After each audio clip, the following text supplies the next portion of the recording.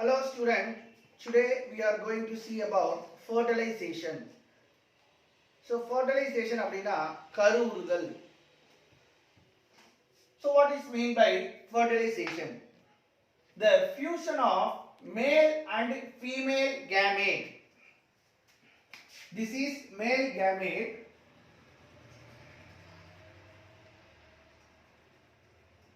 and this is female gamete. The fusion of male and female gamete to form diploid zygote is called fertilization. The fusion of male and female gamete to form a diploid zygote is called fertilization. Where this fertilization will occur? So fertilization எந்த இடத்துல நடைபெறும் அப்படி பாத்தீங்கன்னா the site of fertilization, that is in the ampulla of fallopian tube. In the ampulla of fallopian tube. Next, various steps are involved in fertilization. So what are the various steps? So the steps involved in fertilization. So the first step is approach of sperm. Approach of sperm. So sperm வந்து எங்க, அதாவது இந்த விந்து செல் வந்து பாத்தீங்க அப்படின்னா இந்த ovum சொல்லக்கூடிய அண்ட செல்லை நோக்கி நகர்தல். So that is approach of sperm. So here the single ejaculation consists of 3 to 3.5 ml of semen. That is one ejaculation contains nearly 3 to 3.5 ml of semen, which is deposited in the vagina of the female reproductive tract. Female reproductive tract. அதாவது ஒரு தாட்டி அந்த ejaculation அப்படின்னா ஒரு தாட்டி அதுல இருந்து sperm வரும் பொழுது, அந்த செமன் வரும் பொழுது அதுல எவ்வளவு செமன் இருக்கு அப்படின்னு பாத்தீங்கன்னா 3 to 3.5 ml of semen. So this semen is deposited in the vagina of female reproductive tract. In that 3 to 3.5 ml of semen contains nearly 200 to 300 millions of sperm.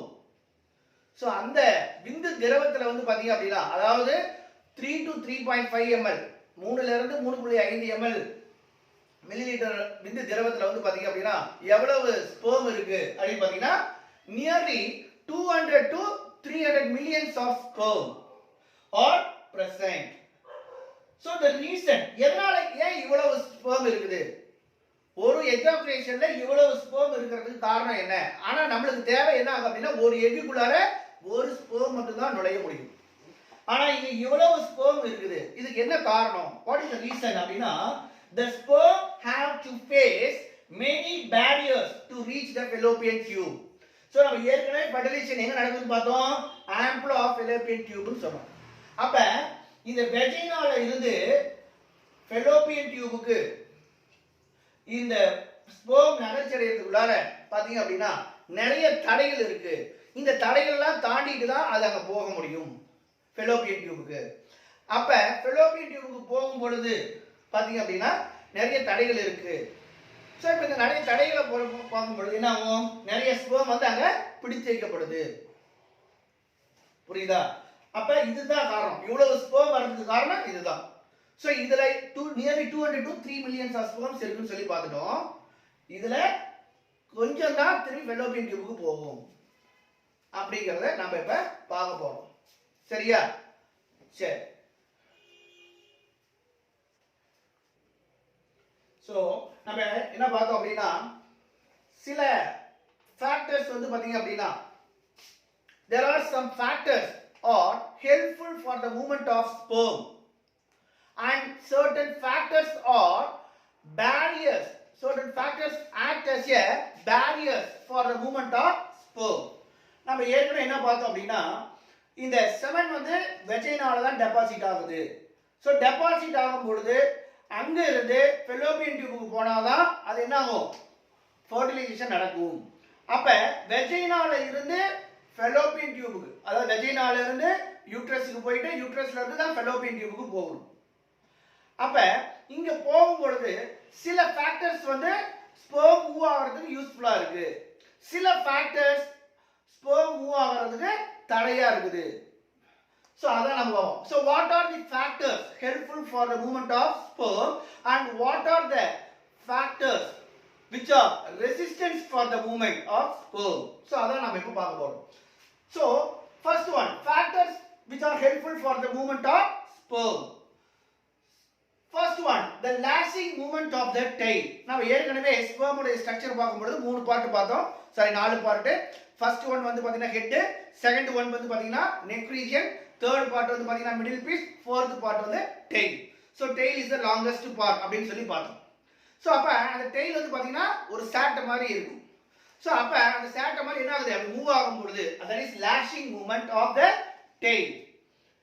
This movement is obtained energy from the middle piece. So அப்படி அந்த tail region move ஆகிறதுக்கு energy தேவை. அந்த energy எங்க இருக்கு, sperm உடைய middle piece. நம்ம ஏற்கனவே பார்த்தோம், மிடில் பீஸ்ல ஸ்பைரல் ஷேப்ல இருக்கும் பொழுது பேர் mitochondria. So in the form of ATP. So ATP ஃபார்ம்ல நமக்கு எனர்ஜி கிடைக்குது. எதுக்கு, for the lashing movement of the tail. So next one, prostaglandin. So this is the chemical substance which is used for the upward peristaltic movement. So peristaltic movement அப்படினா நான் ஏற்கனவே சொல்லி இருக்கேன். So muscles வந்து contraction ஆகி relaxation ஆகி contraction ஆகி relaxation ஆகும்போது wave form ஆகும். So அதுதான் peristaltic wave. So here vaginaல இருந்து இப்ப மேல் நோக்கி போகுது, that is upward movement. அதான் சொல்றேன், prostaglandin is responsible for upward peristaltic movement from vagina to fallopian tube. Next, the aspirative movement of uterus.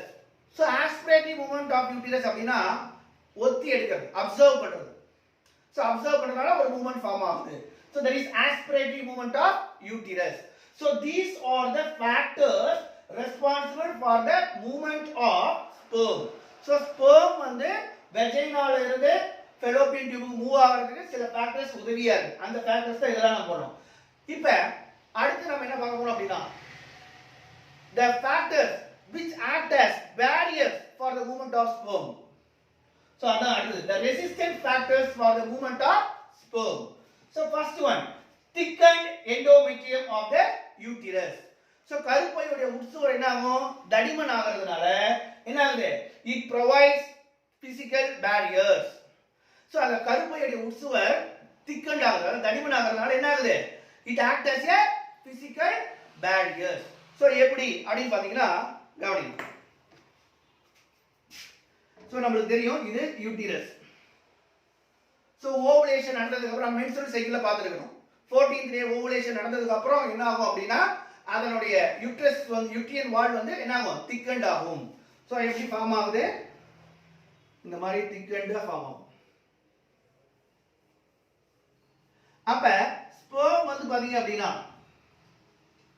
வெஜைனால இருந்து இந்த யூட்ரஸ்க்கு மூவ் ஆகும். அப்ப இது எல்லாத்தையும் தடையை மீறி தான் போகுது. So it act as a physical barriers. அப்படி தடைப்படும் பொழுது நிறைய ஸ்பெர்ம்ஸ் வந்து இங்க என்ன ஆகுது, பிடிச்சு வைக்கப்படுது. அப்ப மேல போகும் பொழுது என்ன ஆகும், கம்மியான ஸ்பெர்ம் தான் அங்க போய் ரீச் ஆகும். சோ நெக்ஸ்ட் அடுத்து acidic pH. சோ இந்த ஃபேக்டர்ஸ் வந்து பாத்தீங்கன்னா that is acidic pH in the female reproductive tract. So this acidic pH kills some of the sperms. So இந்த அமிலத்தன்மை அதாவது அமிலத்தன்மை கொண்டது. So female reproductive tract இருக்கக்கூடிய அமிலத்தன்மை இது என்ன பண்ணும், this kills the sperms. Next, phagocytes. So phagocytes means it is a cell which engulfs. So here the phagocytes present in the female reproductive tract engulfs the sperms. So இங்க female reproductive tractல இருக்கக்கூடிய சில phagocyte cell என்ன பண்ணுது, sperm வந்து engulf பண்ணிரும். So அப்ப சில sperm வந்து phagocyte cell engulf பண்ணிருது, சில sperm வந்து acidic pH kill பண்ணிருது.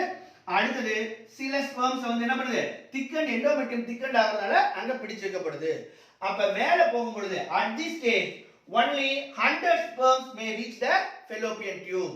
So vagina இருந்து fallopian tube க்கு போகும் பொழுது வெறும் 100 sperms தான் அங்க போகும். எவ்வளவு நம்ம எவ்வளவு ஏற்கனவே எவ்வளவு இருக்குன்னு பார்த்தோம், nearly 200 to 300 billions of sperms ன்னு சொல்லி பார்த்தோம். ஒரு எஜாகுலேஷன்ல nearly 200 to 300 millions of sperms இருக்கு. சோ அவ்வளவு sperm அங்க போக போறது இல்ல. vagina இருந்து fallopian tube க்கு எவ்வளவு தான் போகும், nearly 100 sperms தான் fallopian tube போய் ரீச் ஆகுது. சரி, இப்போ எவ்வளவு ஸ்பீட்ல அது போகுது, வெஜைனால இருந்து fallopian tube க்கு மூவ் ஆகும். அப்ப எவ்வளவு ஸ்பீட்ல அந்த ஸ்பெர்ம் வந்து மூவ் ஆகுது அப்படினு பாக்கும்போது the velocity of sperm is nearly 1 to 4 millimeter per minute. ஒரு நிமிஷத்துக்கு 1 ல இருந்து 4 மில்லிமீட்டர் தான் நகர்ச்சி அடையும். so this is the velocity of sperm. so next அடுத்த ஃபேக்டர்ஸ் என்னன்னு சொல்லி நம்ம பார்க்கலாம். so next process, capacitation. so what is mean by capacitation? உள்ளேற்றும் திறன். so இங்க the ability of sperm to attain functional maturity in the female reproductive tract. அதாவது the ability of sperm to attain functional maturity, female reproductive tract ல போய் அந்த sperm வந்து functional maturity ஆகிறதுக்கு பேர் தான் capacitation. so capacitation அப்படினா உள்ளேற்றக்கூடிய திறன், அதாவது கருவுறக்கூடிய திறன். the ability of sperm to attain functional maturity. நல்லா கவனிச்சுக்கோங்க, sperm இங்கேயே மெச்சூர் ஆகல, ஃபீமேல் ரீப்ரடக்டிவ் ட்ராக்ல செமன் போய் டெபாசிட் ஆகுது வெஜைனால, அங்க இருந்து மூவ்மெண்ட் ஆகி ஃபெலோபியன் டியூப்க்கு போகுது. சோ ஃபெலோபியன் டியூப்ல போய் அது மெச்சூர் ஆகுது, கருவுறுதலுக்கான திறன் ஏற்படுது. சோ அதெல்லாம் என்னன்னு சொல்றாங்க, கெபாசிட்டேஷன். சோ எப்படி இது கெபாசிட்டேஷன் ஆகுது, இதுக்கு அந்த எபிலிட்டி எப்படி கிடைக்குது? சோ அதுக்கு ரெண்டு process இருக்கு. First, the removal of glycoprotein and steroids from the acrosome membrane. So நம்ம ஏற்கனவே என்ன பார்த்திருக்கோம் அப்படின்னு பாத்தீங்கன்னா, இந்த ஸ்பெர்ம் உடைய ஸ்ட்ரக்சர்ல வந்து பாத்தீங்கன்னா ஹெட்ல வந்து பாத்தீங்க அப்படின்னா அக்ரோசோம் இருக்கு.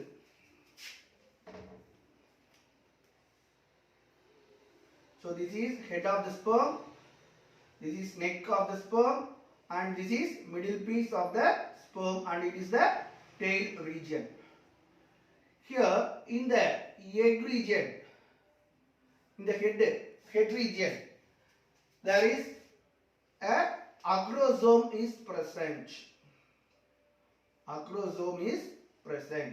so இந்த acrosome membrane ல வந்து பாத்தீங்க அப்படினா என்ன இருக்கும் அப்படி பாத்தீங்கன்னா glycoprotein and steroids are present. so this is membrane of acrosome. so இந்த acrosome membrane ல வந்து பாத்தீங்க அப்படினா steroids glycoprotein present ஆயிருக்கும். steroids and glycoproteins.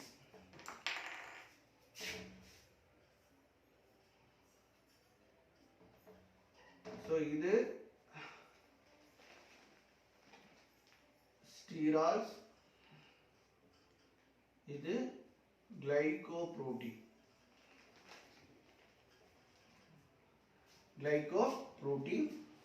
this is acrosome membrane.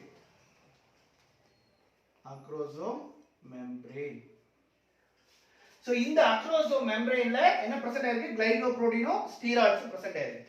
இப்போ fallopian tube இந்த sperm ரீச் ஆன உடனே இந்த sperm உடைய acrosome ல இருந்து எது ரிமூவ் ஆகுது, இந்த steroids glycoproteins ரிமூவ் ஆயிரும்.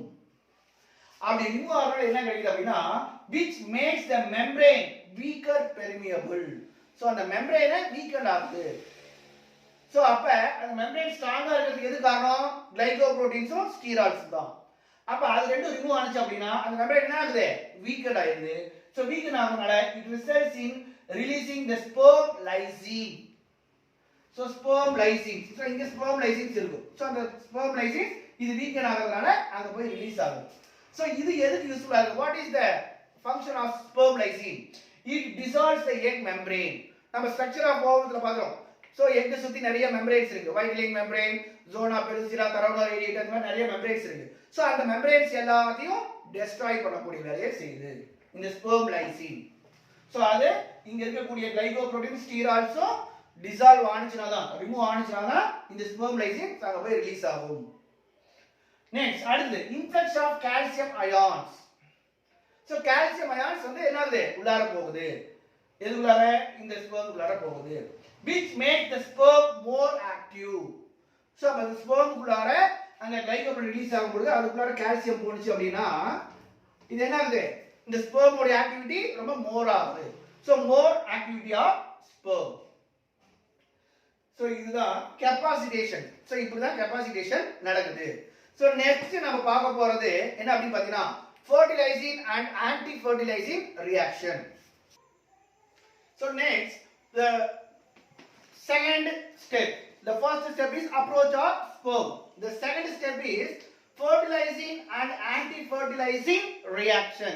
So it is not a reaction, it is identity of species. So species identify பண்ணக்கூடிய ஒரு process. கவனிங்க.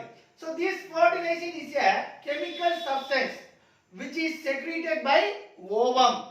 So ovataala secrete பண்ணக்கூடியதா இந்த fertilizing. It has spermophilic site where the sperm to get attached. So இதுல என்ன இருக்கு அப்படினு பாத்தீங்கன்னா இந்த fertilizing chemical substanceல என்ன இருக்கும் அப்படினு பாத்தீங்கன்னா spermophilic site.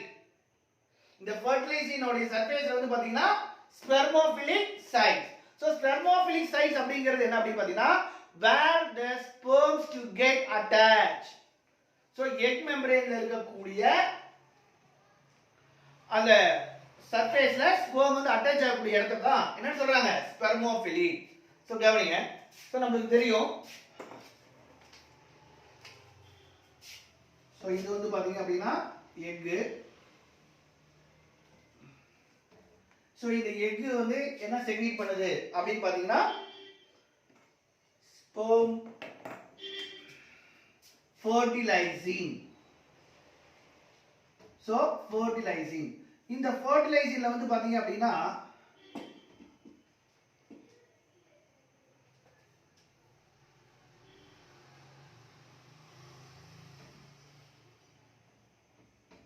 so this space is called spermophilic site. So இது வந்து பாத்தீங்க அப்படினா எக்.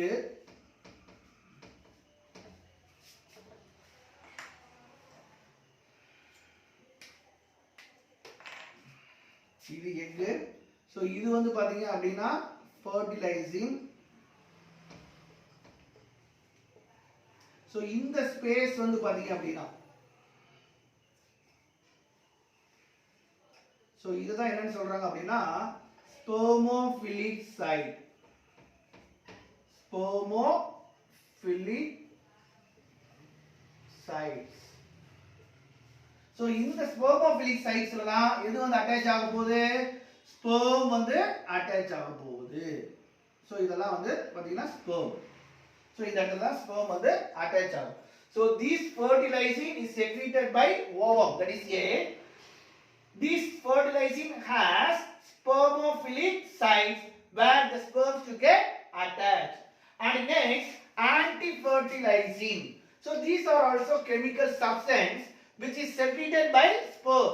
So fertilizing ங்கிறது ஓவத்தால secrete ஆகுது, anti-fertilizing ங்கிறது sperm ஆல secrete ஆகக்கூடியது.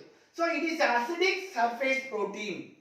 So it is a protein substance. This anti-fertilizing is a protein substance which is acidic surface protein. What is the function? It attracts the ovum for fertilization. So the functions of anti-fertilizing is to attract the sperm. Attracts the ovum for fertilization. Next, what is the significance in the fertilizing anti-fertilizing reaction? Significance to maintain the specificity of uniqueness of species. Now here it is not a reaction, it is identity of species. So it maintains the specificity of uniqueness of species. And the second function, to thin out the number of sperms. To thin out means reduce. So sperm உடைய நம்பரை reduce பண்ணு. Thin out means reduce. Reduce the number of sperm. At this stage, only 10 to 15 sperm come closer to the egg. So நல்லா கவனிச்சுக்கோங்க. ஆரம்பத்துல 200ல இருந்து 300 millions இருக்குது அந்த எஜாகுலேஷன்ல. அதுக்கு அடுத்து வந்து பாத்தீங்கன்னா 100 ஸ்பெர்ம்ஸ் தான் ஃபெலோப்பியன் டியூபுக்கு வருது. இப்போ ஃபெலோப்பியன் டியூப்ல எக்குவோட க்ளோஸா இந்த ஸ்பெர்ம் வரும் பொழுது எவ்வளவு தான் இருக்குது 10 to 15. அப்ப 200 to 300 மில்லியன்ஸ் இருக்குது. இப்போ எவ்வளவு வந்துருச்சு? only 10 to 15 ஸ்பெர்ம்ஸ் தான் வந்திருக்கு. சோ இப்போ என்ன பாத்தீங்க அப்படினா இந்த ஸ்டேஜ்ல ஸ்பெர்மோட எண்ணிக்கை ரொம்ப கம்மியா இருக்கு. சோ இது ஒரு ஃபெர்டிலைசேஷன் மட்டும் இருக்கு. சோ இந்த எக் மெம்பரேனை சுத்தி இன்னும் இங்க ஒரு ஆன்டி ஃபெர்டிலைசேஷன், இங்க ஒரு ஆன்டி ஃபெர்டிலைசேஷன். அப்ப இங்க ஒரு ஸ்பெர்ம், இங்க ஒரு ஸ்பெர்ம். அதே மாதிரி இங்க ஒரு ஸ்பெர்ம், இங்க ஒரு ஸ்பெர்ம், இங்க ஒரு ஸ்பெர்ம். இந்த மாதிரி ஸ்பெர்மோட எண்ணிக்கை கம்மியாகுது. சோ நெக்ஸ்ட் நம்ம பார்க்க போறது என்னன்னு பாத்தீங்க அப்படினா அடுத்தது ரிலீசிங் ஆஃப் ஸ்பெர்ம் லைசின்.